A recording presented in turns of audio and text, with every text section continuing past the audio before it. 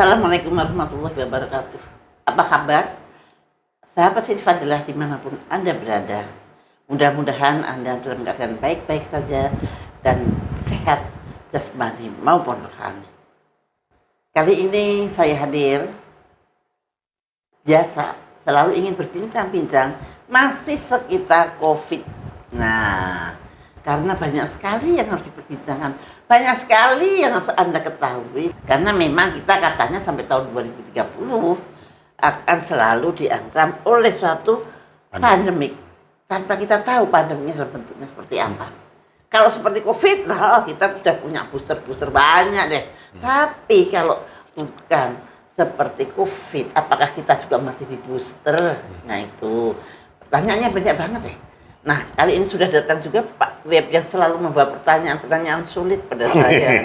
Bagaimana Pak? Selamat sore Ibu, apa kabar? Sehat selalu ya? Terima kasih, Anda tuh rajin banget kok.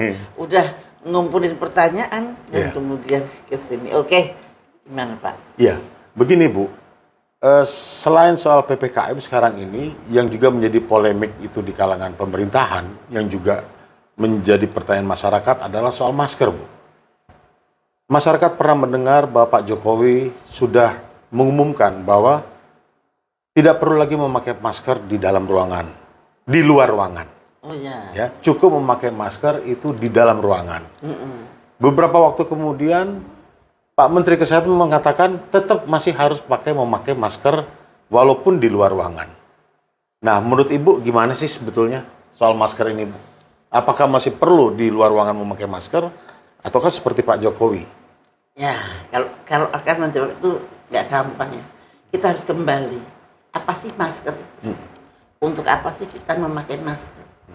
Kita memakai masker karena kita khawatir kalau ada sesuatu dari orang itu meloncat kepada kita.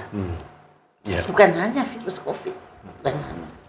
Apa aja Bu yang mungkin bisa kalau saya tidak peduli di luar atau di dalam, kalau kira-kira crowded dengan orang-orang yang saya nggak kenal, tidak tahu dia dari mana, tidak kenal siapa dia, misalkan di mana, di supermarket atau mana, saya mau nggak mau saya pakai, tanpa disuruh oleh Pak Menkes pun saya pakai, karena melindungi diri saya sendiri dari sesuatu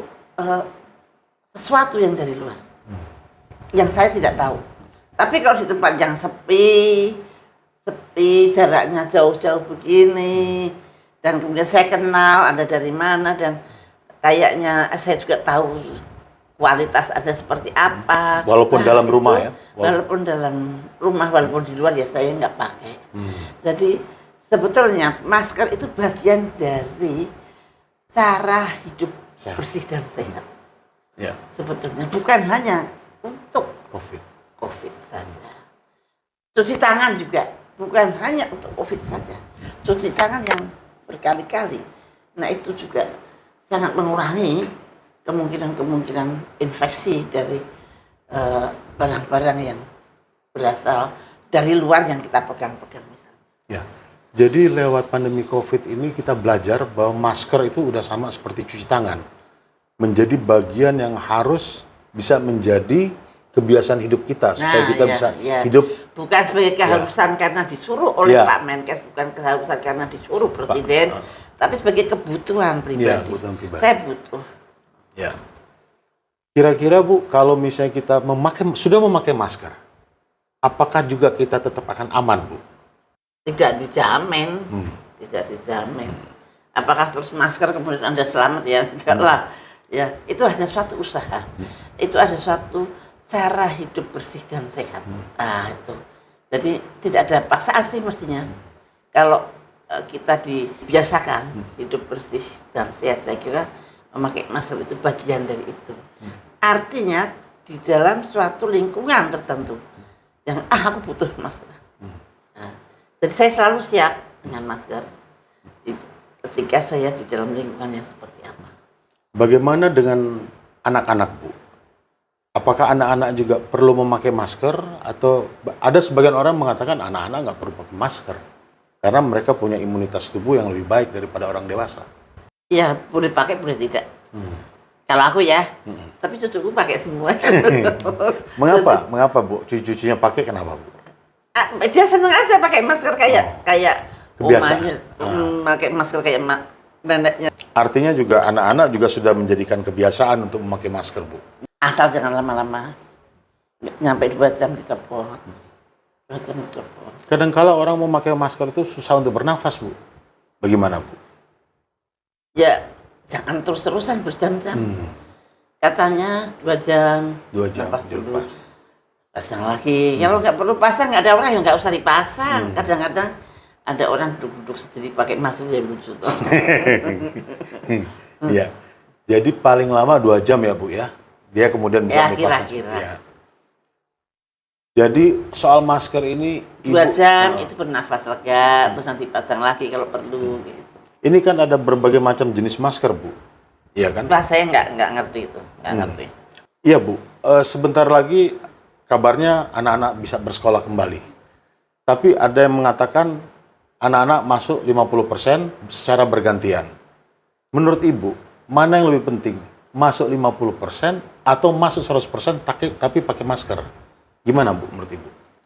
Menurut saya satu-satu yang tidak bisa menentukan. Karena tergantung dari levelnya. Kalau level 1 mestinya 100%. Karena masuk mau juga 100%, masuk kafe 100%, masuk ini juga 100%, apalagi sekolahnya anak-anak. Masa sekolah anak-anak kita mundur lagi ke 50%. Kita suruh mereka masuk 100% dengan diajari perilaku hidup bersih dan sehat. Kapan pakai masker, bagaimana cara masker yang benar, berapa jam mesti dilepas dan berapa jam kemudian berapa menit dipasang lagi.